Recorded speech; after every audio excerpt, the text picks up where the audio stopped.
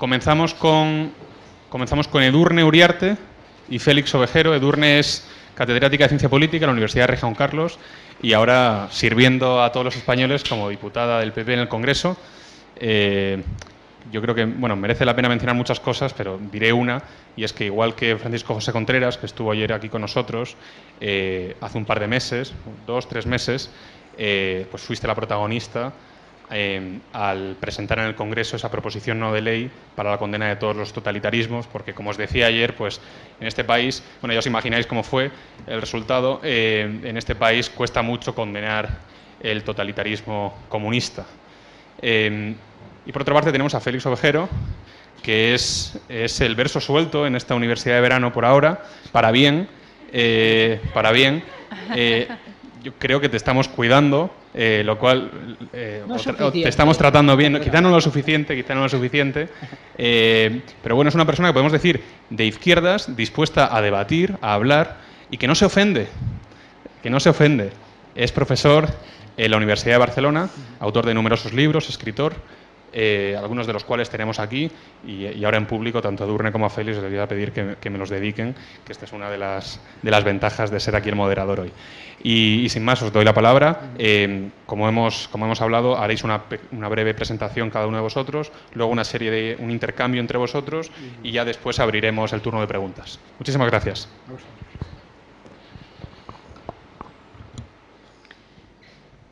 Muchas gracias, Juan Ángel Soto, y muchas gracias a la Fundación Civismo. No sé si se escucha o no. ¿No? A ver. Ahora, muchas gracias, decía, a la Fundación Civismo, a Juan Ángel Soto, por invitarnos y por esta presentación. Y vamos a ello, porque tenemos un tiempo limitado. En este caso, empiezo yo sobre los totalitarismos. Vamos a ello. Sobre los totalitarismos, yo en estos 10 primeros minutos quiero destacar básicamente un rasgo de la cultura política española y en general de todo el mundo occidental, y es la diferencia de izquierda y derecha frente a los totalitarismos, la diferente actitud. Me parece muy claro que mientras la derecha en España, en Europa occidental, ha condenado y condena claramente todos los totalitarismos, es decir, el totalitarismo fascista, el nazi y el comunista, sin embargo, ¿qué pasa con la izquierda? Que hace una condena parcial de los totalitarismos. Condena claramente el totalitarismo nazi y los fascistas, pero sin embargo no condena los totalitarismos comunistas. Bueno, no solo no condena, sino que además hace apología del comunismo. Y esto es un problema de España, sí, pero es un problema europeo, es un problema general, es un problema americano. Y explico esto con un ejemplo, hay tantos, pero con un ejemplo que ha mencionado Juan Ángel Soto en su presentación, un ejemplo de estos últimos meses. Y en este caso es del Congreso de los Diputados. Pues bien, en el Congreso de los Diputados, desde el Grupo Popular, elaboramos una proposición no de ley que presentamos en la Comisión Constitucional, en primer lugar, Comisión Constitucional en la que soy portavoz del Partido Popular, y en esa comisión presentamos una proposición no de ley pidiendo al Congreso que se adhiriera a una resolución del Parlamento Europeo de septiembre de 2019. Esta resolución es una resolución histórica. El Parlamento Europeo o algunas instituciones europeas a veces nos dan algunos disgustos o malas noticias y otras veces excelentes. Esto fue un gran avance en Europa. ¿Por qué? Porque por primera vez, como el propio Parlamento Europeo reconocía, se hacía un esfuerzo desde una institución tan importante para condenar todos los totalitarismos. En esa resolución el propio Parlamento Europeo reconocía que se había hecho mucho en la condena, en la lucha contra las legitimaciones de los totalitarismos fascistas y nazi, pero bastante menos en la condena del totalitarismo comunista. Pues bien, el Parlamento Europeo aprobó esto con una gran mayoría de votos a favor. ¿Y qué pasó en España en la Comisión Constitucional? Pues que toda la izquierda se opuso y también los partidos nacionalistas se opusieron a una simple adhesión a una resolución del Parlamento Europeo. Pero después el Partido Popular llevó a pleno la misma proposición no de ley. ¿Qué pasó en el pleno? Esto fue en marzo de este año. La Comisión Constitucional se celebró en otoño del año pasado, de 2020.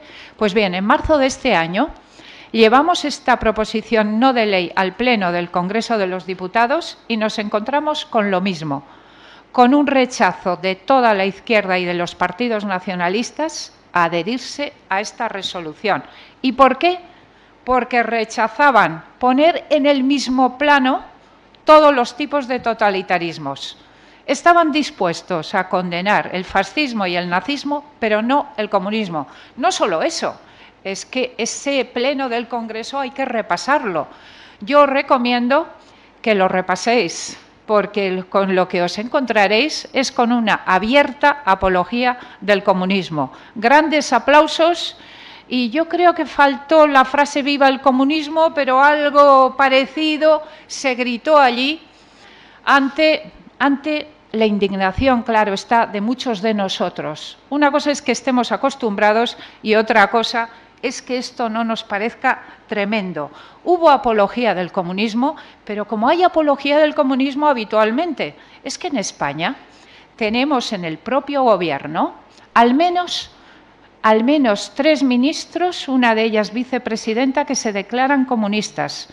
Yolanda Díaz, Alberto Garzón e Irene Montero, al menos.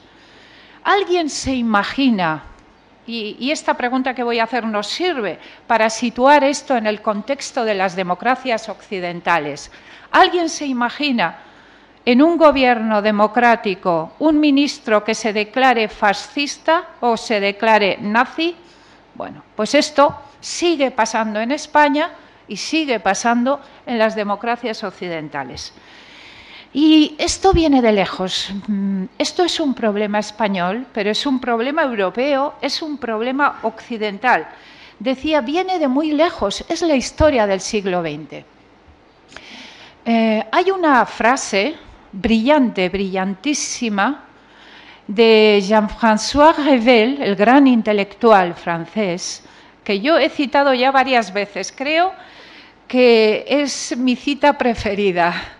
Y es que Revel dijo hace ya bastantes años, ahora no recuerdo en cuál de sus libros, creo que fue en el 80, dijo lo siguiente: los negacionistas del nazismo son un puñado, pero los negacionistas del comunismo son legión. Es la frase que creo mejor resume la historia del siglo XX sobre los totalitarismos y la diferente posición de muchos intelectuales, líderes políticos y ciudadanos frente a los diferentes totalitarismos. Pero en este sentido, os añado, además de esta cita de Revel, un libro que me parece excelente, creo que es del año 80, que no sé si lo conoceréis, de Paul Hollander. Paul Hollander, por cierto, de origen nacido en Hungría, un intelectual de origen húngaro, antes hablábamos de algo de Hungría, que escribió otro libro brillante, Los peregrinos políticos. Brillante, y es un libro de plena actualidad. ¿Por qué? ¿Qué es lo que hacía Hollander? Lo que hacía es un análisis de los numerosos intelectuales occidentales que en el siglo XX alabaron las dictaduras comunistas. No solo eso, que viajaron a las dictaduras comunistas y volvieron a los países democráticos lanzando grandes alabanzas sobre las dictaduras comunistas. Bueno, y ahí, en ese libro que hay que leerlo porque se encuentran referencias impresionantes de lo que pudieron llegar a decir, Paul Hollander habla de muchos intelectuales. Os doy 2 ejemplos.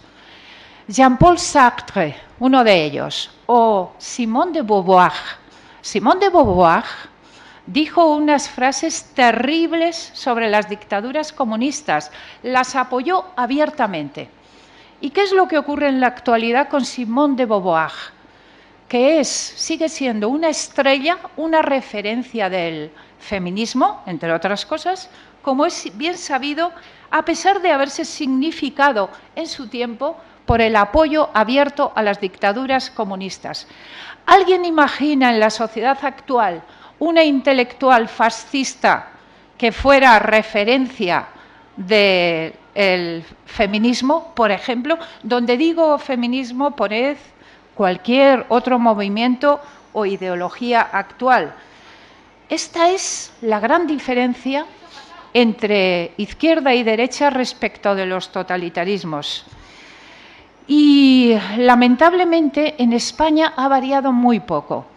Los orígenes de esta diferencia en España son los mismos, orígenes que afectan a toda Europa occidental, que afectan a intelectuales como los que acabo de citar, y en España tenemos que añadir la influencia de la dictadura, en este caso. ¿Qué ha ocurrido también en España que ha agravado, digamos, este problema? Ha ocurrido que en España tuvimos una dictadura de extrema derecha fascista, aunque hay algún debate historiográfico sobre en qué medida el franquismo es una dictadura puramente fascista o tiene rasgos propios, en todo caso, una dictadura de extrema derecha, y decía, en la oposición a esa dictadura estaba la izquierda y los nacionalismos. Parte de esa izquierda que se oponía a la dictadura, una parte, no era democrática, era la izquierda comunista, anarquista, que no era democrática. Pero el hecho de haber estado en la oposición a una dictadura ha en parte provocado que esa izquierda, o parte de esa izquierda, no hiciera después una transición democrática. Y yo sostengo que la izquierda española, y acabo con esto, lamentablemente no ha completado totalmente su transición democrática, y completar esa transición democrática significa rechazar totalmente no solo los totalitarismos fascistas y nazis, sino también el comunista. Gracias, acabo aquí.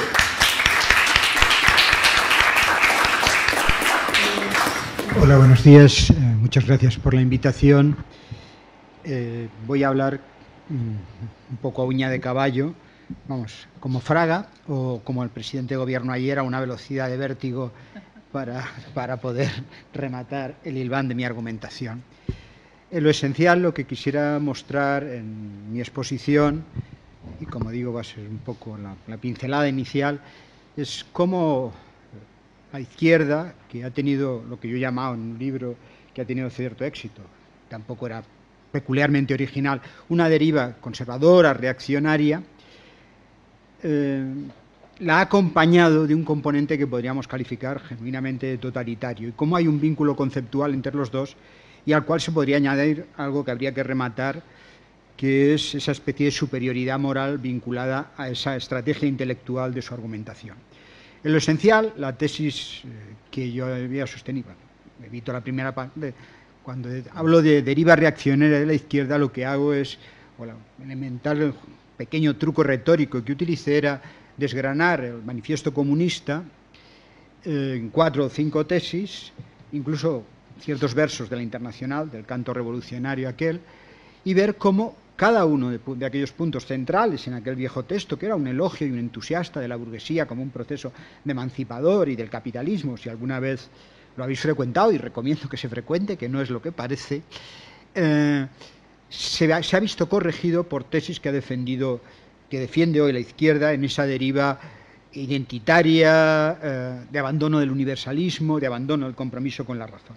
Muy sistemáticamente los 3 o 4 puntos es, por una parte, una desconfianza respecto a los procesos de globalización, ¿no?, y de cualquier proceso de universalización, incluso cuando Marx defiende el protagonismo de la clase obrera, como había defendido antes el de la burguesía, no era en nombre de un particular privilegio de perspectiva de la clase obrera, sino porque aspira, hace un entusiasta elogio de la burguesía, dice porque encarna en cierto momento histórico la universalidad de la razón y está llamada a su desaparición.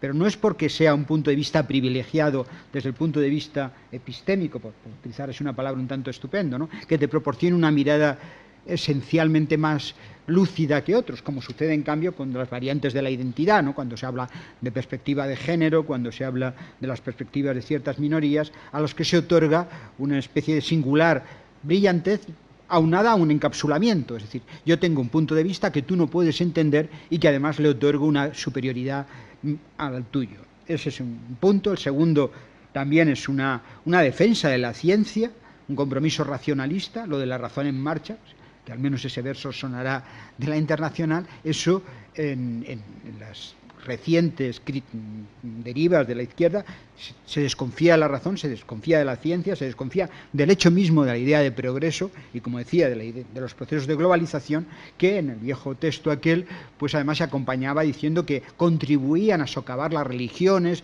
a barrer las tradiciones, es decir, a minar la identidad y a aquellos principios de convivencia que se habían cimentado en las sociedades precapitalistas en el léxico de esa tradición o del antiguo régimen, vinculados a valores tradicionales, a identidades de los pueblos, y todo eso, además, como cualquier ilustrado de la tradición de izquierda, le parecían pues una de las conquistas que precisamente tenía las virtudes civilizatorias del capitalismo, que barría con esas tradiciones, ¿no?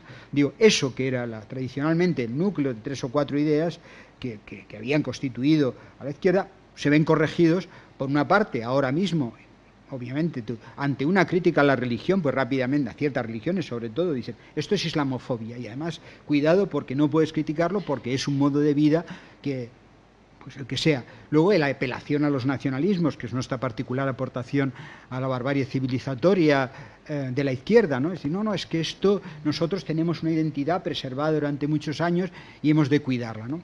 La paradoja del nacionalismo es que se sostiene en un axioma que es contradictorio. Dice, nosotros tenemos que cultivar la identidad. Si la tienes, no tienes que cultivarla. Y si la tienes que cultivar, es que no la tienes, ¿no? Es decir, no se ve muy bien el sentido de construir una identidad nacional. Yo no construyo lo que soy, ¿no? Si lo soy, sencillamente me resigno y me entrego, fatalistamente o no. Pero en todo caso, esa idea de decir, la tiranía del origen, para decirlo con la formulación brillante de Steiner, repetida alguna vez por nuestro particular Steiner, que es Fernando Savater, ¿no? Y bueno, pues eso hoy es una cosa que la izquierda está defendiendo. Pues bien, frente a eso, eso que, bueno, finalmente son tesis, son susceptibles de ser discutidas, se ha acompañado de algo que a mí me parece particularmente grave y que ha hecho lo que a mí me parece una singular deriva totalitaria. Y es que cuando tú has intentado discutir estas tesis, inmediatamente se han acompañado de unas estrategias de argumentación que vetan la posibilidad misma del debate. Me explicaré con la cobardía del ejemplo que decía el poeta. No sé si ustedes se acuerdan de lo sucedido ahora unos ya 15 años, con lo que se llamó el caso Sokal, un librito de cierto éxito. El caso Sokal, en lo esencial, fue Sokal, era un físico, no de primera línea, pero que hizo un artículo lleno de despropósitos, a sabiendas, obviamente, en donde pues allá en mitad de una de argumentaciones más o menos retóricas, de pseudofilosóficas, pues hacía incrustaciones la teoría de la relatividad, pues la mecánica cuántica, en fin, todo esto muy sazonado, agitado y tal y cual, y lo envió a una revista posmoderna, ¿no? Entonces, al cabo de un tiempo, los tipos estos lo sacaron allí a todas luces, en artículo y tal. Entonces, inmediatamente, en cuanto apareció, les dijo, mire, señor, les he enviado un artículo que no tenía ni pies ni cabeza, que era un conjunto de despropósitos, con la única intención de mostrar que ustedes no tienen criterios de valoración de la calidad de los productos, de que esto del posmodernismo es una chanza, ¿no? Es una burla a la inteligencia y un despropósito, y que sin embargo ha encontrado, que esa es la parte inquietante del asunto, una especie de pequeño ecosistema académico, que es lo que sucede con las humanidades, que en nombre de la civilización habría que cerrar muchas facultades, y esto estoy dispuesto a defenderlo seriamente. Es como si tuviéramos en las facultades de físicas un tío que se dedica a la astrología, y entonces yo tengo que emplear mi tiempo desmontando el kiosco de la tontería del tío de enfrente, en vez de hacer lo que yo iba a hacer, que iba para el Nobel, pero he tenido que desgraciar mi biografía dedicándome a desmontar tonterías como el nacionalismo y esas cosas. Esto es una broma, obviamente, porque como por detrás de las mascarillas no se adivinan las sonrisas, pues yo lo anticipo, ¿no? Entonces, bueno, pues ¿qué es lo que sucedió? Eso sucedió, y mal que bien algunos se ruborizaron de ese entorno posmoderno. Pues más recientemente desde la revista Queret y unos cuantos académicos, más o menos, han hecho algo parecido, ¿no? Han enviado una serie de artículos a revistas académicas de la perspectiva de género entre los perros que hacen sus heces en las plazas públicas. Y, en fin, una serie de cosas completamente trastornadas, ¿no? Entonces lo enviaron a las revistas. Y bueno, pues naturalmente cuando los publicaron dijeron, ves, ustedes están repitiendo, no hay ahí nada, pues todo esto no tiene ni pies ni cabeza. ¿Y qué sucedió? Que los acallaron, les dijeron que los habían traumatizado a los tipos de la revista, que aquello era una provocación y que estaban ofendiéndolos. Es decir, que alguien que estaba defendiendo la racionalidad, mostrando la falta, y ahí nos habíamos desplazado de la discusión de tesis sustantivas a lo que a mí me parece la deriva, que yo digo, reaccionaria en el procedimiento, que veta la posibilidad del diálogo racional. ¿Cómo se caracteriza, ¿no? Muy sumariamente también, ¿no? En primer lugar, la falacia moralista, ¿no? Si algo no me parece bien, debe ser falso, ¿no? Saben ustedes que hay la falacia naturalista, que consiste al contrario, que de los hechos derivar valoraciones, ¿no? Esto ha existido siempre, por tanto debe seguir existiendo. Eso es una falacia, ¿no? La justificación de los derechos, siempre, todos somos iguales, por tanto todos tenemos los mismos derechos. Ese argumento no se aguanta porque de un hecho no se deriva una valoración. Pero ahora es al revés. Se dice, no, esta teoría no me gusta, entonces debe ser falsa. Confundir el plano de los hechos, con lo cual prácticamente no hay posibilidad del debate racional. Dice, oiga, es que las cosas son así. Segunda estrategia de argumentación para vetar el análisis es la apelación a las emociones. Esto me ofende, me provoca, me molesta, me incordia. Por tanto, hay que acallar e impedir el debate. Hay determinadas universidades en Estados Unidos que desgraciadamente se consolidan y dicen, no, es que hay un aula en donde para los estudiantes que se quedan traumatizados porque les cuentan pues que los niños no vienen de París, porque vamos camino de contar este tipo de cosas, ¿no? Y dicen, bueno, pues oye, lo siento, y los Reyes Magos no existen, ya ve. Pero no, pues ese contexto se está produciendo, impidiendo el debate. En el caso del nacionalismo es llamativo, ¿no? Dice, bueno, que es una estrategia que yo creo que copia unas incompatibilidades, y esta es una discusión aparte, pero que se daban tradicionalmente con las incompatibilidades entre la religión y el debate democrático. Las religiones, me van a permitir una modesta provocación, participaban de tres problemas de compatibilidad con el debate democrático. Por una parte, tienen una idea de bien. Cualquiera que tiene una idea acerca de una religión no solo le parece mal su aborto, sino el aborto de todos, y eso es razonable, ¿no? Es que, por eso a veces cuando yo soy antitaurino, ya ven ustedes, pero dices, no, es que tú no estás obligado a ir a los toros. Y dices, ya, pero no es un problema que a la gente le digas, oiga, es que yo no asesino, si usted quiere asesinar, ¿no? Si a usted le parece mal el asesinato, le parecerá mal para todo el mundo. Entonces es razonable que comparte una idea de religión, tiene una idea de bien, no solo acerca de cómo ordenar su vida, sino la vida compartida. El segundo parte, y esa es la parte más complicada en algún sentido, es que la estrategia de fundamentación de las tesis religiosas no deja de ser un texto sagrado. Es decir, esto se corresponde porque está fundamentado y eso, bueno, es una apelación a una fundamentación un tanto singular. Las mismas tesis se podrían defender laicamente, ¿no? Yo podría estar en contra del aborto por dignidad, por argumentos, pero si uno apela porque la vida es sagrada, pues eso ya es menos asible para el conjunto. No doy razones que los demás conciudadanos puedan atender. Y la tercera pieza de la argumentación que la complica para el debate democrático es que cuando tú te metes, dices, es que hay que respetar mis creencias. Dice, hombre, no se puede. Bueno, pues ese guión ahora mismo es el que vemos en buena parte de ese pensamiento posmoderno en el nacionalismo, ¿no? El nacionalismo te viene con una idea, y no, es que yo me siento así. Bueno, usted se podrá sentir marciano, pero eso no le otorga a usted la condición de marciano. Y quien dice eso, hablemos del sexo y de otras características, ¿no?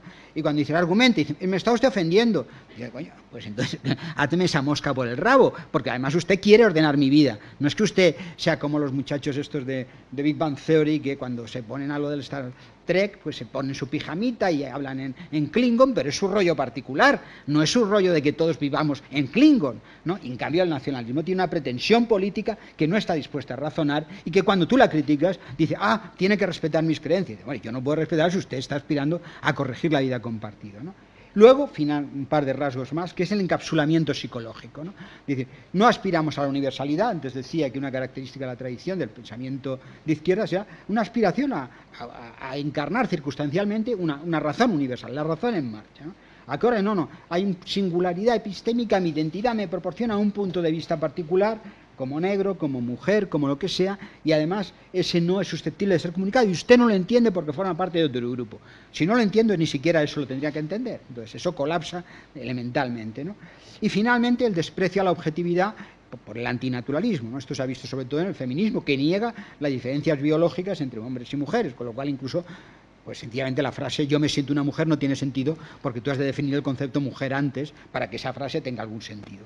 Pero esas 4 estrategias vetan el debate. No es que ya se esté diciendo no discutamos ciertas ideas, es que ni siquiera se pueden discutir, la discusión está cancelada. Y eso además a mí me permite una superioridad moral porque tú, que es lo infame, por supuesto yo creo que las ideas de izquierda son mejores, porque si no tendría otras. Esto es una... No, yo creo que estas son buenas, pero yo tengo otras. No, eso sí, eso colapsa intelectualmente, ¿no? Lo que no creo es que yo tenga un trato más honesto con mis ideas, ¿no? Y la estrategia característica que asocio con la izquierda es las 3 Is, ¿no? La derecha es idiota, es inmoral, y es ignorante.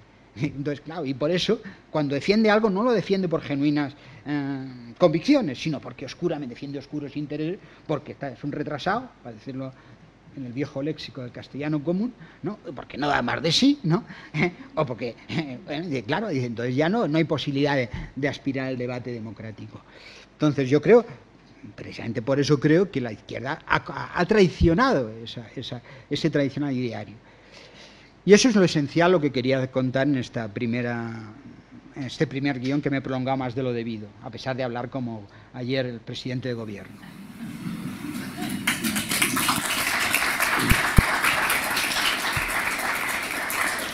Y ahora, en las preguntas muy entrenadas, si sabe la respuesta, no la voy a pillar. Ahora le hago una pregunta distinta y la pillo en falso. A Edurne no que además ha surgido en la conversación esta mañana. ¿Tú crees, Edurne, que ha cambiado esa especie de, para decirlo en un léxico viejo de izquierda, hegemonía que la izquierda tenía en la batalla de las ideas en España y que ahora hay una mayor presencia de reflexiones que proceden de la derecha? Sí. Vamos, ¿sí? ¿Funciona? Vale. Sí, en efecto, como decía Félix, con un café esta mañana hemos pensado en 2 posibles preguntas antes de las vuestras y como ambos queríamos hablar de totalitarismos y queríamos hablar de la batalla de las ideas. De ahí esta segunda parte que habíamos convenido sobre la batalla de las ideas. Y este asunto me interesa especialmente porque creo 2 cosas. Una, que algo está cambiando, pero iré después a eso, pero en primer lugar, que de momento la izquierda sigue dominando la batalla de las ideas, sigue ganando. Hombre, la diferencia es que hace 10 años, 20 años, ganaba 10-0, más o menos, si queréis 15-0, aquello era tremendo. Y ahora sigue ganando, pero ya la cosa se está empezando a equilibrar. Aún así sigue ganando 7-2, 7-3, pero el cambio indica que esto podemos ir al empate, lo digo desde la derecha, o incluso a darle la vuelta a este larguísimo partido. Sigue ganando. Un ejemplo, acaba de mencionar Félix todo lo que está pasando con la cultura, esto que se llama cultura de la cancelación, que hemos adoptado ese término inglés no tan bueno en español, pero fijémonos lo que ha pasado hace pocos meses en Estados Unidos. Digo Estados Unidos, pero bueno, en España pasan cosas parecidas. Lo que ha pasado con el Black Lives Matter y las consecuencias que ha tenido. Es que la cosa llegó, recordáis, eso fue hace meses, hasta que echaron a un editor del New York Times, esto es tremendo, porque había publicado el artículo en el New York Times de un republicano que estaba a favor de que hubiera intervención policial en las manifestaciones violentas del Black Lives Matter, porque, como recordaréis, muchas fueron pacíficas, pero también hubo bastantes muy violentas. No sé si leísteis el artículo de aquel republicano, pero era correctísimo en sus tesis. Era un artículo perfectamente aceptable y publicable en cualquier periódico del mundo, de derechas o de izquierdas. Bueno, como hacía una crítica a las manifestaciones, mejor dicho, hacía una crítica a la violencia. Él no se metía con los argumentos de los manifestantes, el editor del New York Times, que cometió el gran crimen de publicar el artículo, hubo de dimitir. Esto es un ejemplo de lo que significa la cultura de la cancelación, y eso sigue pasando en la izquierda. ¿Dónde pasa? En un periódico como el New York Times, que es la referencia de la izquierda norteamericana, de los demócratas norteamericanos, que ese es otro debate, equivalentes al socialismo europeo. Y esto viene de lejos. Yo recuerdo hace años que tuve el privilegio de conocer en Estados Unidos a quien considero uno de los mejores politólogos de la historia, que ya falleció, Simon Martin Lipset, para mí uno de los más brillantes, en mi lista de 5 primeros, desde luego, y recuerdo que tuve la suerte de poder conocerle personalmente, y en esa conversación me dijo una frase de esas que me gustaría tener grabada, pero más o menos me dijo, bueno, Europa, vino a decir, las universidades europeas al lado de las americanas, bueno, una maravilla. Las universidades americanas, esto que ya sabemos, sus departamentos de Ciencias Sociales y Humanidades, me dijo, están dominadas completamente por la extrema izquierda. Pero extrema izquierda, no izquierda, extrema izquierda. Y me acordaba de eso viendo hace unos días un dato que no he podido comprobar, era en otro artículo, de una encuesta según a profesores de universidades americanas que confirma que esto sigue exactamente igual. Tremendo. Y en ese contexto se produce la cultura de la cancelación. Eso sigue pasando también en España. ¿Y por qué pasa? Porque la izquierda es mayoritaria en las universidades, en los medios de comunicación, en los medios culturales. Y esto hace que, y doy un ejemplo, los propios conceptos de izquierda y de derecha reciban un trato muy diferente en España y específicamente en los medios culturales, periodísticos, académicos, etcétera. Esto significa, y voy a lo del ejemplo, lo de que decías, ¿cuántas personas dicen en España soy de derechas? Esto sería un puñado, utilizando la frase en otro sentido completamente diferente, utilizando la frase anterior sería un puñado, pero en cambio son legión quienes usan la frase soy de izquierdas. Ser de izquierdas es visto socialmente como algo positivo, ser de derechas todavía hoy en día tiene una carga de mensaje negativo. Como eso, pues, ¿qué os voy a contar? Innumerables ejemplos de por qué la izquierda sigue ganando. Pero decía, antes ganaba 10-0, incluso 20-0, si queréis. Yo creo que ya estamos, antes he dicho 7-2, esto está cambiando. Diré que para mi asombro,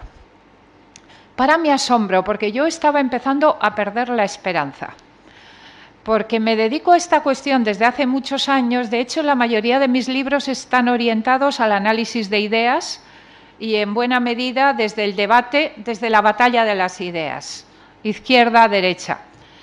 Y llevaba toda la vida diciendo que la izquierda arrollaba de una manera brutal.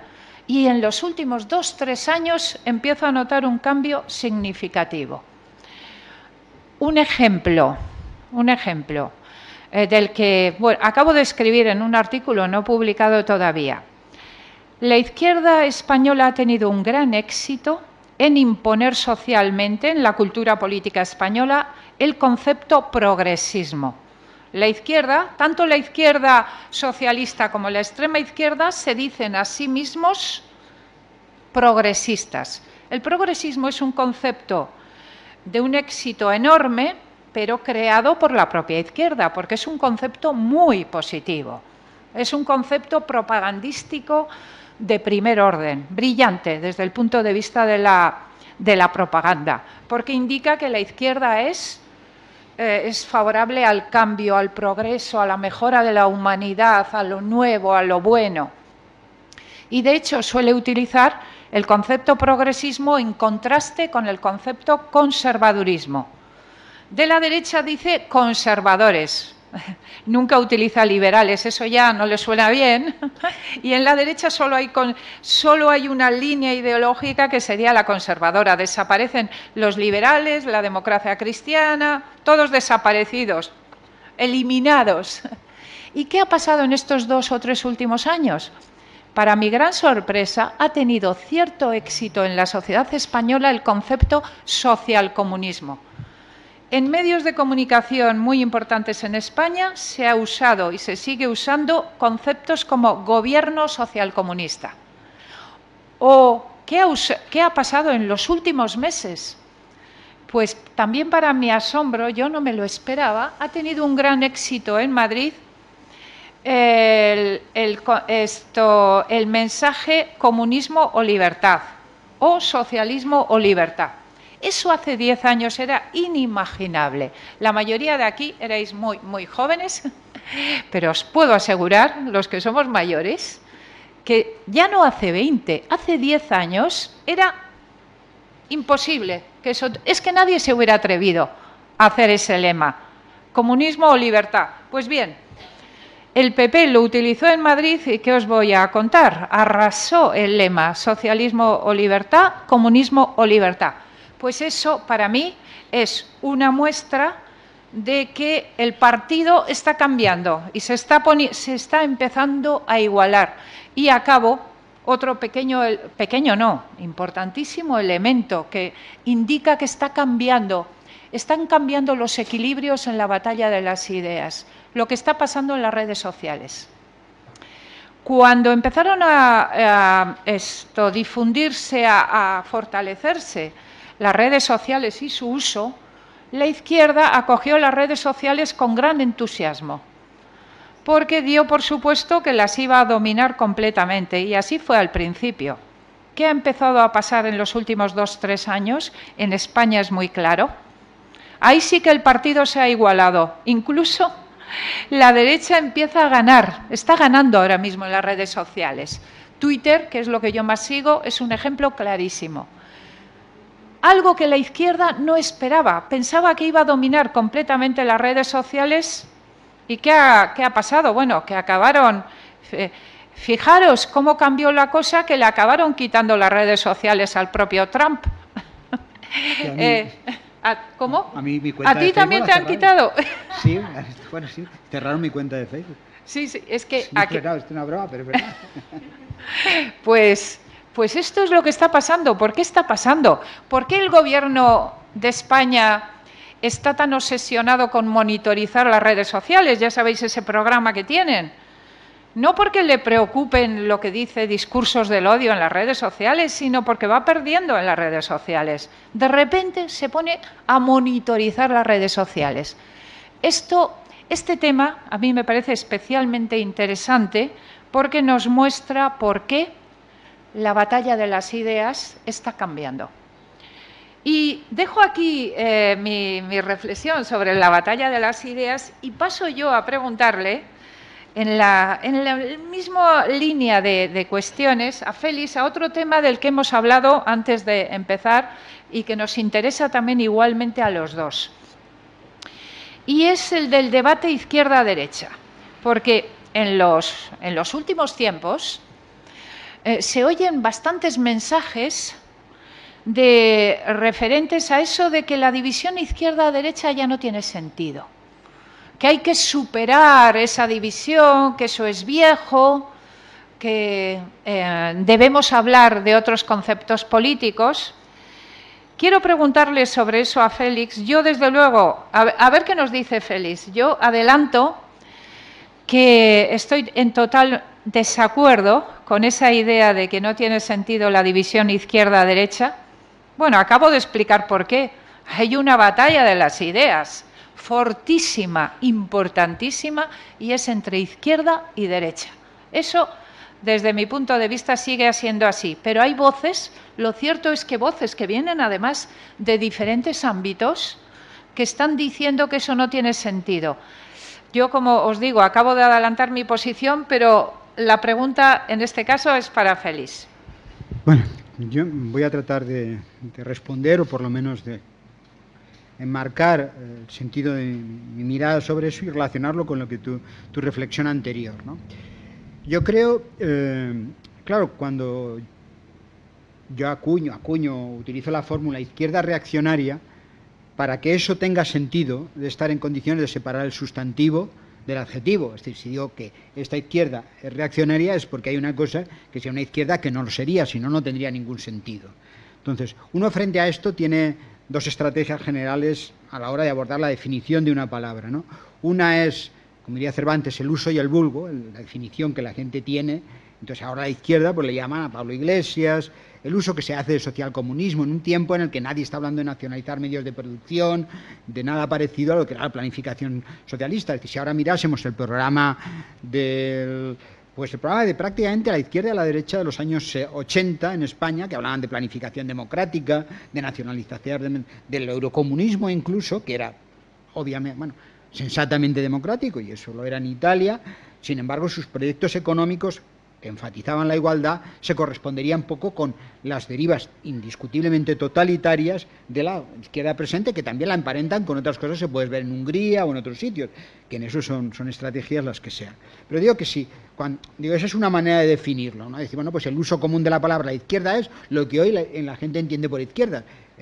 Y la otra es la estrategia más propia de la actividad analítica, científica, que es una palabra significa el uso estipulativo, ¿no? Triángulo es un polígono de 3 lados, no el uso que la gente puede hacer de triángulo. Y un elefante es un paquidermo y no sé. Ahora bien, si finalmente tú no puedes decir, no, yo tengo la definición genuina, correcta de comunismo, y aunque todos los comunistas del planeta sean unos tornados estalinistas, eso es un error. Digo, bueno, pues uno ha de resignarse y al final las palabras significan lo que son. En todo caso, tendrás que buscar una nueva para ese tipo de marco conceptual que tú señalas, ¿no?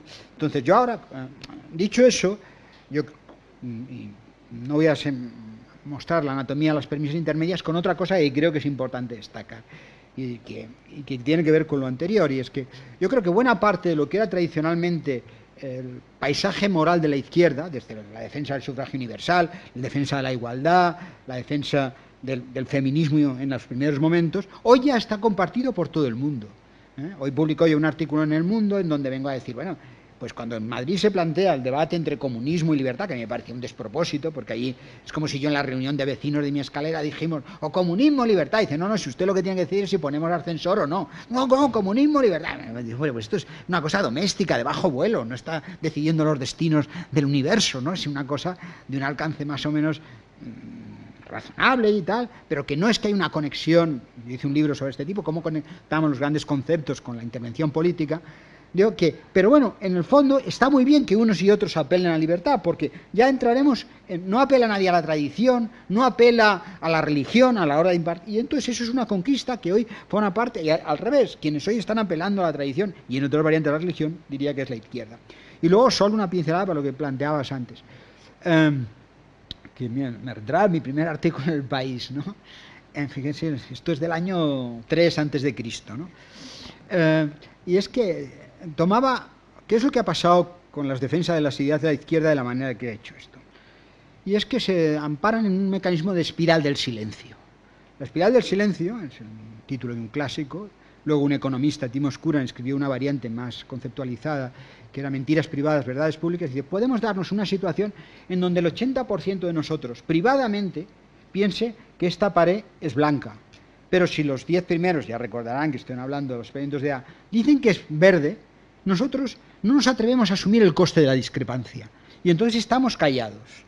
Y entonces en ese tipo de situaciones se produce, vamos, esto en Cataluña en la vida cotidiana, ¿no? Todo el mundo dice, no, bueno, pues nadie se atreve a decir que el rey está desnudo. Pero a veces lo que sucede, curiosamente, es que incluso al servicio de las buenas ideas se defienden a través de estrategias de procesos de intimidación, que es lo que puede suceder, ¿no? Es como si os digo, mire, yo creo que la Tierra es redonda, ¿no? Y que además la deriva continental existe. ¿Y por qué? Porque lo he leído en las entrañas de un pájaro. Dice, hombre, esto es una mala defensa de una idea correcta. y precisamente lo que caracteriza a una sociedad genuinamente democrática, es que yo pueda revisar mis ideas, que esté en condiciones de fundamentarlas y justificarlas.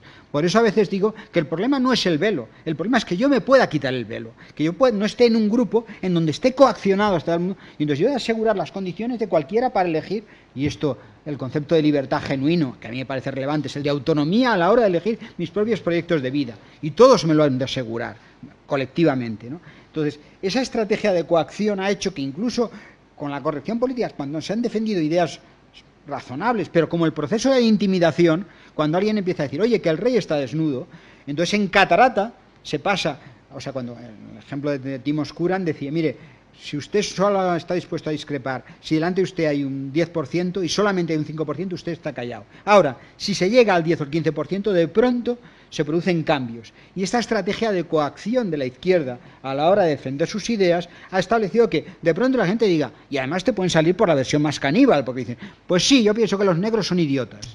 Porque claro, has tenido a la fiera contenida a través de estrategias de intimidación casi propias de la religión, que se produce esa situación, y yo creo que está empezando a suceder. Y si además las ideas son completamente idiotas, ideas idiotas defendidas de manera idiota, pues tienen un vuelo corto en condiciones normales de racionalidad y debate democrático.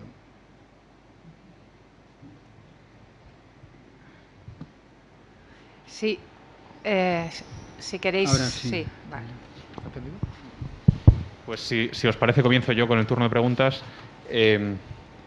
Otra de las ventajas de ser el moderador. Félix, has comentado que la deriva reaccionaria precisamente es una deriva porque el ser reaccionario no es una cuestión, no es un pecado original de la izquierda, sino que es efectivamente una deriva. Me gustaría escuchar también la opinión que tiene Edurne por tu pasado también en el campo de la izquierda, ¿no?, en el País Vasco. Y lo mismo podríamos decir, me parece a mí, de la defensa del constitucionalismo por parte de la izquierda, ¿no? Si es capaz de defender el constitucionalismo. Entonces, y en su caso, si es así, ¿dónde moran, ¿no?, esos izquierdistas constitucionalistas, en este caso, o no reaccionarios, ¿no?, esos izquierdistas de bien, podríamos decir? Porque no cabe duda que para salvar España, que cada uno interprete lo que quiera por esto, o para asegurar la viabilidad, la sostenibilidad del Estado democrático de derecho, quizá el Partido Socialista no va a ser protagonista, pero desde luego es necesario, porque sencillamente no se suma sin él. Muchas gracias. Empiezas tú y luego yo digo. Sí, claro, a mí que Adriana Lastra me diga lo que es el socialismo, pues no sé, me trae sin cuidado. O sea, que Pedro Sánchez, o sea, cualquiera. Entonces, vamos a ver, el compromiso. Primero, cuando yo lo digo, miren ustedes, la Constitución jacobina en 1793, que supuestamente era el sufragio universal, división de poderes y derechos de bienestar. Y esos sean los jacobinos, que son los míos, ¿no? Porque yo soy centralista, sí. Por ser de izquierdas, ¿no? Entonces, por supuesto que eso existe, y en España han tenido una presencia, ¿no? Y estar en contra del poder despótico tradicionalmente era una idea de la izquierda. Tú antes has hablado de dos ideas de libertad, libertad positiva, libertad negativa, y luego hay una tercera, que es la libertad como no dominación, que carga la tradición del republicanismo, que es yo no estoy sometido a la voluntad arbitraria de otro, no a un poder despótico, gobernant by law, no by man, ¿no?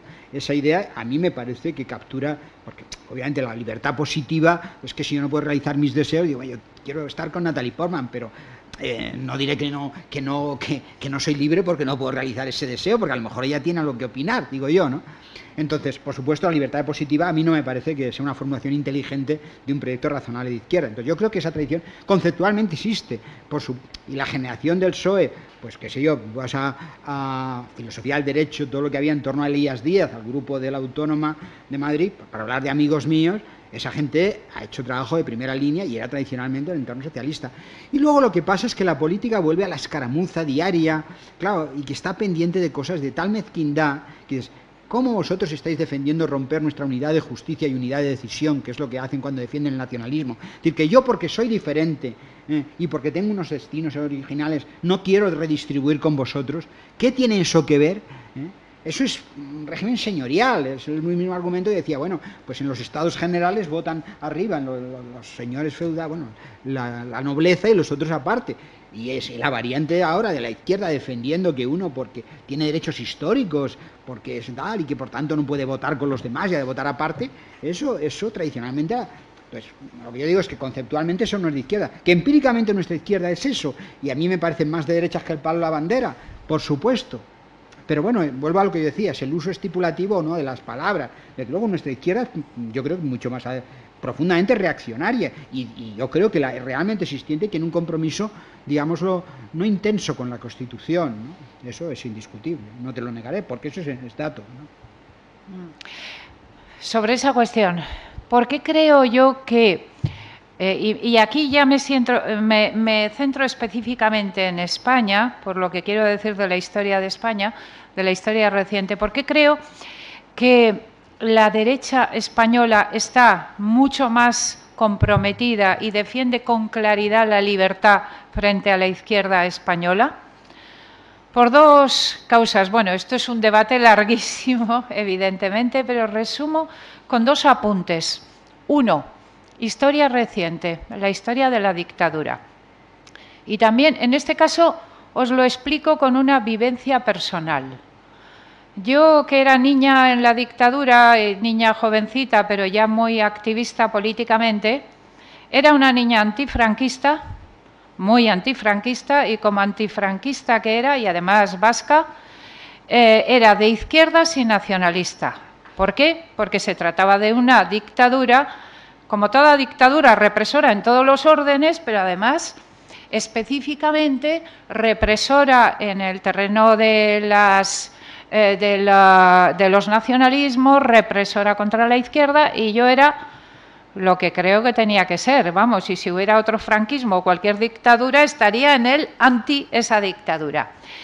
Pero ¿qué pasó? La niña jovencita empezó, bueno, vivió la transición, empezó a ir a la universidad, y ¿con qué se encontró? Yo lo he contado en uno de mis libros, en el penúltimo, que llamo 10 ideas para ser de derechas, y en el primer capítulo explico por qué evolucioné hacia la derecha, a través de mi propia experiencia personal, además de las lecturas, evidentemente.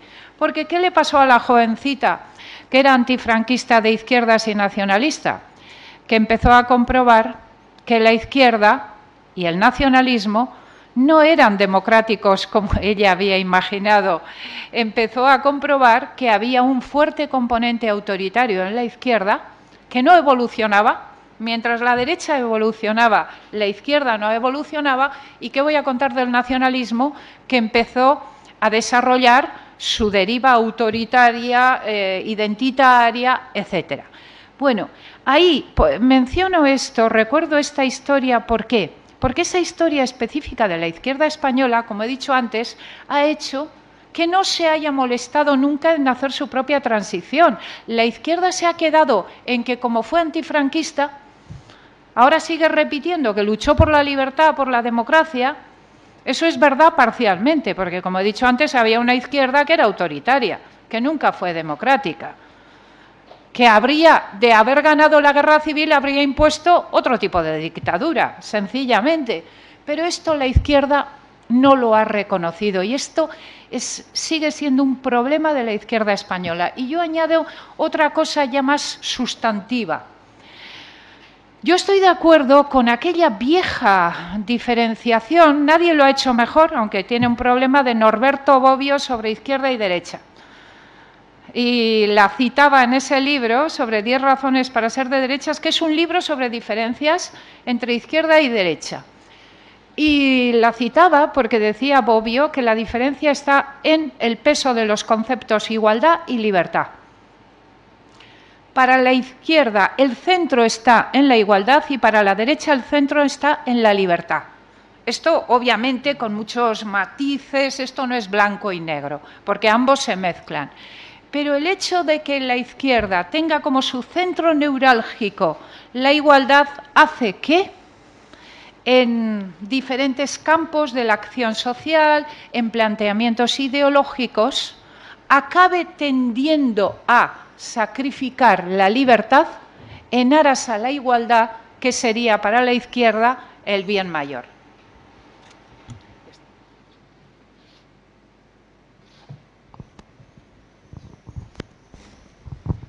Gracias. Bueno, tengo una pregunta para los dos. Habéis comentado, bueno, Edurne ha comentado que la negativa a condenar los totalitarismos de la izquierda, y Félix también ha comentado la negativa de la izquierda hegemónica a, de alguna manera, a discutir, a argumentar cuando se disiente de ellos, ¿no? Yo creo que estos tienen un mismo eje que es la superioridad moral de la izquierda y que lamentablemente sigue existiendo. En este sentido, y recogiendo una reflexión de Juan Ángel Soto esta mañana en la conferencia, que hablaba de las diferentes maneras de dar la batalla de las ideas, ¿no? Y de si debemos ser mejores y usar la razón y argumentar, o si debemos jugar y yo planteo, ¿no?, la pregunta, o si debemos jugar a ese mismo juego para socavar esa superioridad moral de la izquierda, porque no hay una manera más efectiva que hacerlo. Y hemos puesto el caso, o ha puesto Félix el caso de el eslogan comunismo-libertad, ¿no?, como claro ejemplo de que ha funcionado en esa falsa dicotomía que se ha planteado y que es usable, ¿no?, en aras de defender aquellos valores que creemos que son mejores para la sociedad. Yo es que creo que una de las, bueno, por formación, yo soy muy de hacer distinciones, ¿no? Y creo que las reglas de juego de las batallas, de la disputa de ideas, es distinta de la batalla de la arena política. Y el problema es que nos enzarzamos en establecer o sea, Iván Redondo será un especialista en establecer marcos mentales, como se dice ahora, ¿no?, o relatos. Pero yo, cuando estoy pensando en serio, intelectualmente, no tengo que disputar con este señor en esos términos. Otra cosa es cuando yo trate de hacer política, ¿no?, la extensión. O sea, en política, bueno, como en cualquier acción humana, en intervención tú tienes tres planos: razones, intereses y emociones. Y la ingeniería política se tiene que desenvolver en esos terrenos, ¿no? Entonces, si yo genero, por ejemplo, yo el debate entre igualdad y libertad, hay mucho que decir. Yo creo que es un falso debate, entre otras cosas porque una redistribución de la renta es una redistribución de libertad. Si yo tengo más dinero, puedo modificar la estructura de prohibiciones, porque puedo comprarte tu casa y la propiedad es una estructura de prohibiciones. Yo impido que tú entres en mi casa porque soy dueño legítimo de ello. Si tú tienes dinero para comprar, esas prohibiciones no existen o se limitan. Y en fin, esto es un rollo largo, pero desarrollado por Gerald Cohen en el debate con Nozick. Pero estas son las grandes ligas de la finura analítica, ¿no? Yo creo que eso tiene mucho sentido como disputa de ideas. Luego, cuando tú tratas de formularlo, y a mí es una de las cosas que más me enoja intelectualmente, ¿no?, cuando mira, esto es machismo, pero quien dice machismo, luego lo escuchas a Rodríguez Brown en sus trastornos por la mañana, y dice, esto es el Estado, y esto es opresor. Y dice, mire, no mezcle una palabra grande con una decisión política de aquí, que es muy concreta, ¿eh? Es que vuelvo a lo que decía, es como si yo en un debate en la escalera dijera, esto es comunismo. Y digo, oiga, no, que lo que pasa es que usted no quiere poner dinero para pintar la puerta. Pues vale, pero es otra cosa, ¿no? Entonces, yo creo que si queremos respetar las grandes palabras, yo lo conté en uno de los libros, lo que pasó con el concepto de republicanismo y Zapatero. Zapatero literalmente estuvo intentando buscar ideas para venderlas, literalmente, lo que cuento no es una fábula. Él va a la Complutense y va por los pasillos diciendo qué es lo que se lleva ahora de ideas. Y entonces encontró uno que no era analfabeto, que sabía de republicanismo, de las cosas de Philippe Petit. Y entonces pues dice, pues nada, y a partir de ahora, cada vez que largaba un rollo que hacía por política de urgencias, por la que sea, pues inmediatamente metía republicanismo. Y claro, acabas ensuciando los grandes conceptos. No es como ahora pasa con diálogo, con concordia. ¿Quién está en contra de la concordia? Oh, que somos Cromañón. Pero yo sé que esa es una batalla repugnante, pero eso es una... Entonces creo que en esto tenemos que ser, al menos si estamos en un plano del seminario como el que estamos ahora. Otra cosa es que a la hora de actividad política, o sea, voy a decirlo con otra cosa y por ahí termino, porque mis ideas no dependen de las mayorías, si no yo sería nacionalista en Cataluña. O sea, la estrategia de fundamentación de mis ideas, incluso mis ideas de izquierdas, no las voy a votar aquí con ustedes. ¿No? Es como aquellos que votan si existe Dios o no. Eso no, o sea, yo lo fundamento y lo discutiré, por supuesto. No quiero decir que tenga una fundamentación dogmática, sino que le doy vueltas y por eso precisamente contemplo la posibilidad de cambiar el mundo. El otro día tú estabas en un debate en donde había una mujer completamente de ciencia política que puede uno esperar, ¿no? Y la mujer decía, no, es que aquí hay muchos que son independentistas y como hay muchos independentistas hay que atenderlos. Digo, sí, claro, y en Alabama había muchos que eran racistas, el 96%, y lo que hicimos fue modificar las preferencias. Y los tíos que hemos cambiado nuestras pautas de comportamiento en 20 años, y eso está aquí, en el cableado mental, porque éramos machistas y estaban en el programa, o hemos cambiado y hemos dejado de fumar, porque las preferencias se han modificado, y también nos gusta lo dulce y lo hemos corregido, porque hemos hecho reflexión. Pero ese debate es uno, el de fundamentación, y es un debate fino y tal. Y luego esta cosa de los... Entonces, claro, una cosa es que tú haces tu idea, yo, vamos, no tengo nada que ver con la Thatcher, pero yo creo que la idea es decir, back to the principle, ir a los principios, tú los fundamentas, y luego, cuando tú los extiendes en el seno de la población, eso va a tener que utilizar trucos de emoción, persuasión, incluso los que damos clases, sabemos que una cosa es cómo fundamentamos las ideas, y otra es cómo, no es una demostración, cuando a un niño le dicen fuerza es igual a masa por aceleración, le dicen masa es 4 y masa y aceleración 3, de fuerza es otra. No, a ti no te han demostrado nada, te han utilizado pedagógicamente un ejemplo para que tú llegues a una idea, pero eso no es una demostración. Entonces las vías de fundamentación son unas, perdón por este rollo muy de filósofo, y otra es la idea de cómo consigues modificar en la gente las preferencias, y ahí importa ser cauteloso, saber jugar a los frames, a ese tipo de relatos. Pero no confundamos las dos disputas, porque entonces estamos perdidos, ¿no? Y por eso a mí cuando empiezan con comunismo y tal, y libertad, digo, pues no estamos en esa batalla en Madrid, ¿no? Estabas a lo mejor en lo de Madrid Central, yo qué sé lo que hagáis aquí en Madrid, bueno, hacéis muchas cosas, jodernos a los catalanes. Bueno, pero ambos campos están, yo creo que ambos campos, el campo analítico, académico, intelectual y el político, están íntimamente relacionados. Preguntaba Javier, ¿qué hacer frente a la pretensión de superioridad moral de la izquierda? Pues meterse de lleno en el debate de ideas, o que hoy está de moda llamarlo batalla de las ideas, a fondo. Eso es en la universidad, en los medios de comunicación, en los medios culturales, y es en la política. Todo está relacionado. Sabiendo que funciona la espiral del silencio, ese concepto que ha citado antes Félix y que me parece fundamental para entender las sociedades. De hecho, es uno de los conceptos más brillantes de las ciencias sociales. Y Félix y yo, claro, lo hemos vivido tanto en el País Vasco y en Cataluña. La espiral del silencio, claro, funciona. Hace que en un ambiente de mayoría de la izquierda, el 20-0 y el 10-0 que os decía antes, la gente que no coincide con esas ideas no se atreva a disentir en público. Hay que saber que todavía hoy en día en España, desde ideas del liberalismo, del conservadurismo, de la democracia cristiana, es decir, desde las grandes ideologías de la derecha, hay que tener mucha más valentía, por llamarlo de alguna forma, más valor, más atrevimiento, porque en esos medios de debate público estás en minoría.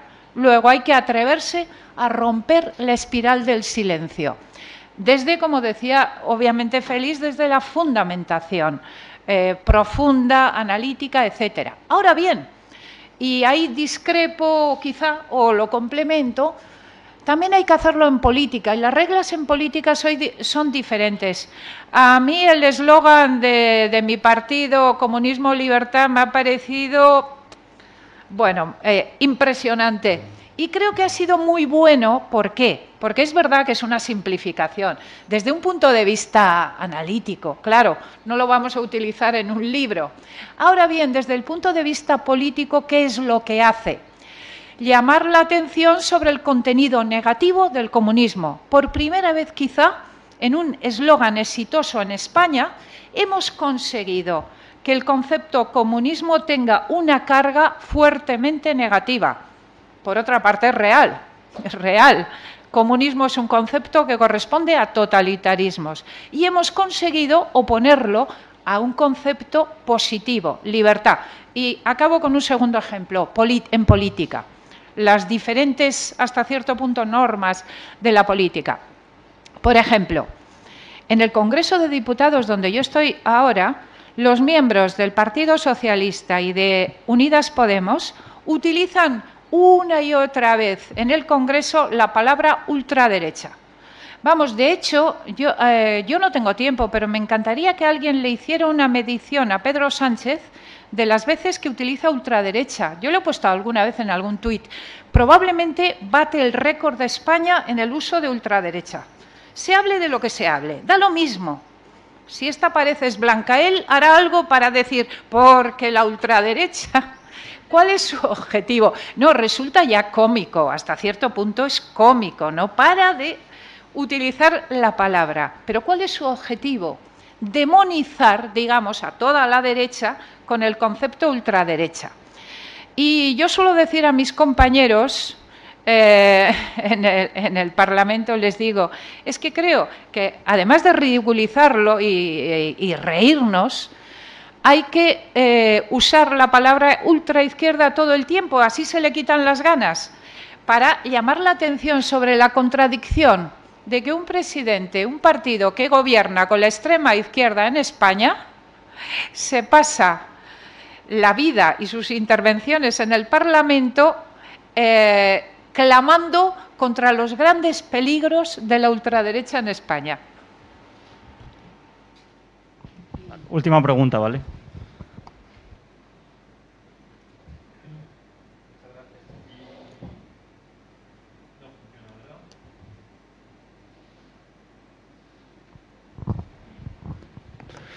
Edurne, Félix, muchísimas gracias. Dos preguntas rápidas, una para cada uno. Volviendo, Edurne, a lo que usted ha dicho al principio sobre la doble vara de medir entre comunismo, entre totalitarismos de izquierdas y de derechas, que es algo que choca enormemente en los países de Europa Central. Es una de las razones por las que esa parte de Europa también no se entiende a veces con Europa del Oeste, porque la complacencia de un sistema que ahí ha pegado muy, muy fuerte y muy, muy mal, duele mucho. ¿Estaría usted, por ejemplo, a favor de una idea que es recurrente de hacer un Nuremberg del comunismo? ¿Usted piensa que esto podría, por ejemplo, ayudar? Félix, a usted le han quitado la página Facebook, habla de coacción, de políticas científicas, perdón, que niegan la realidad. ¿Usted tiene la impresión que estamos viviendo una especie de totalitarismo soft? Suave, es decir, que no lo pone en práctica ni el gobierno, ni los jueces, ni la policía, pero lo pone en práctica Facebook, todas las tecnológicas, un nuevo capitalismo que es muy woke, por ejemplo, pero que llega al final al mismo resultado siendo muchísimo más perverso, porque al final es lo mismo, usted no puede existir, usted puede perder su trabajo, si no profesa un cierto credo, una cierta doctrina. ¿Usted piensa que estamos en una sociedad pretotalitaria? Gracias. Sobre el tratamiento al comunismo.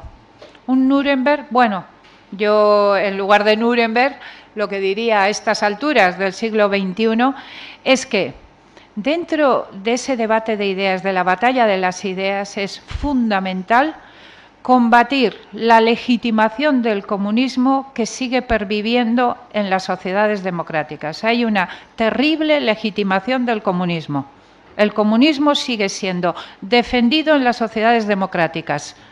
No alcanzaremos la plena democracia de nuestros valores, por llamarlo de alguna forma, hasta que no hayamos acabado con la legitimación del comunismo. Como antes he dicho, es inconcebible en la Europa occidental actual la legitimación del fascismo o la legitimación del nazismo. Sin embargo, la legitimación del comunismo sigue plenamente vigente. Debemos acabar con eso y eso es una tarea en buena medida intelectual, de liderazgo de opinión. Está plenamente en el campo de las ideas. En el campo político, por supuesto, también hay mucho que hacer y debe acompañarse de una denuncia permanente de las dictaduras comunistas que aún perviven en el mundo. Y esa doble tarea, sobre todo, en este caso desde el punto de vista de las ideas, en el campo intelectual, es muy complicada y ojalá que las nuevas generaciones, como las que estáis aquí, podáis trabajar en ese campo, entre otros, pero que podáis lograr los avances que no hemos logrado las generaciones mayores, que hemos conseguido, hemos avanzado centímetros, pero queda muchísima tarea por hacer.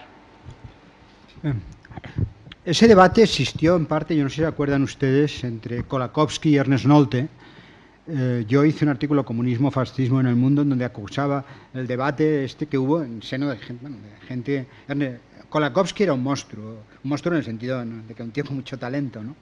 Y ese debate fue de los más finos que ha habido.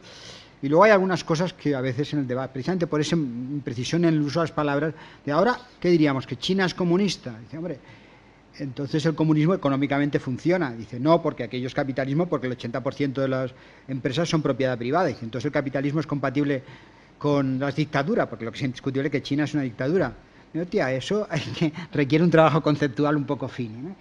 Y volviendo a lo otro, ¿no? Vamos, lo que me pasó a mí y a Trump con lo de Facebook.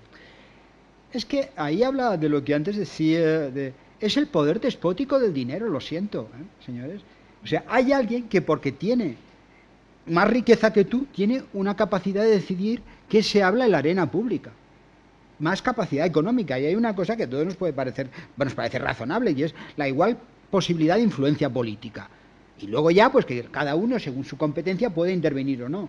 Pero que alguien, Zucchi en particular, porque no le parecen bien esas conversaciones, estén al servicio de la derecha o la izquierda o lo que sea, pueda decidir que yo hablo o no, es como si cuando hablamos tú y yo por teléfono, dice el señor Movistar, no, esto no me interesa, se callan ustedes. Yo no. O sea, ¿cómo estamos consintiendo que determinada gente, en virtud de que tiene más capacidad de influencia económica, que la podría tener legítimamente? Ya eso habría que discutirlo o no. Es decir, que está fuera del juego de la redistribución normal, lo que sea. Sin embargo, en virtud de la mayor capacidad económica, tiene una capacidad de decir qué conversaciones son las aceptables públicamente o no. Y yo, por supuesto, protesté cuando a Trump le cerraron. Y ¿qué es eso? Que una empresa se arrogue lo que es la posibilidad del debate público. ¿Quiénes son ustedes? Y lo es porque hay una desigual distribución de la riqueza y no está sometido a control democrático, y ya sé que es muy complicado, ni judicial. Eso está fuera del territorio. Y hombre, pues ya sé que si es público puede tener muchos peligros, no los ignoramos. Pero ahí, no hay, de momento lo que estamos viviendo es que hay alguien que, porque, y no hace tanto, recuerdo que Anson decía, bueno, yo cuando dirigía a BCE, pues con los bancos no nos metíamos. Y digo, joder, con qué tranquilidad de espíritu se dicen estas cosas, ¿no? De que hay alguien que porque tiene poder económico decide que esto puede ser o no. Y no importa si es... Precisamente la gracia de la idea de libertad republicana es que a lo mejor yo soy libre porque alguien me lo consiente. Pero si soy libre porque alguien me lo consiente, entonces no soy libre, porque dependo del poder arbitrario de otro. Dice, tú haces lo que quieres, dice, porque otro me deja. Por eso, pues, cuando a veces una pareja dices que pues mi marido me deja, o algo así, y dice, hombre, pues entonces no eres libre, aunque te deje hacer lo que quieras, pero estás finalmente dependiendo de un poder arbitrario. Y yo creo que la riqueza en nuestras sociedades permite una posibilidad de poderes despóticos. No digo que no sea legítimo o no, que eso sería otra cosa que afectará a condiciones económicas, pero que tengas una desigual influencia política porque tienes desigual riqueza, viola principios elementales de nuestra convivencia democrática. Anda, que larga un gloyo rojo para terminar, ¿eh? Sí, muchísimas gracias. Gracias.